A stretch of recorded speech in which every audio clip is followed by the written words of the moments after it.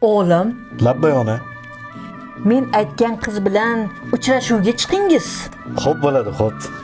Ona rozi, Xudo rozi deganlar. Ota rozi emasmidi? Ota bo'lmagandan keyin ona bo'ladi-da. Qani ko'p gapirmay chiqingiz. Mayli ungida menga pashol. Sakradarsın, gönlünü sağlasın. Onanı sağlasın, bebe sen gideriz. Ama yüzün gökünde sağlasın. Hoppa. Voy. Assalomu alaykum. Va alaykum assalom. Hormang. Bor bo'ling. Onam aytgan bahora siz bo'lsangiz kerak. Ha, xuddi shunday. Kechirasiz. Sizga bir savolim bor edi. Beringiz. Yoshingiz nechida? Pashti 40 yoshimda men. Men 18 yoshdaman. Salkam dadam qatori ekansiz.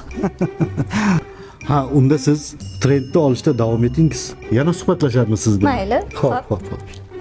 Sakradarsın, gönlünü sağlasın. Ana, bir ko'ring, oxirgi rusumda hozir hamma kelinlarga shundan qilayotirlar.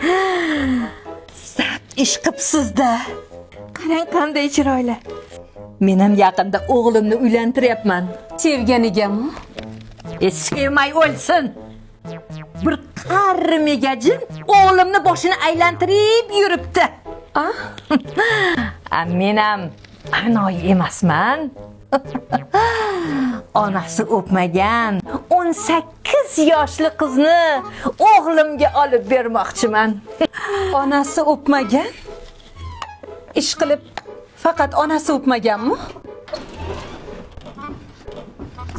Voy, ana, o'zi ham kelib qoldi.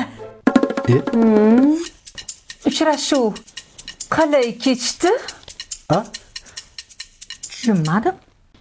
Ye bilan kalla qo'ydim. Aytsam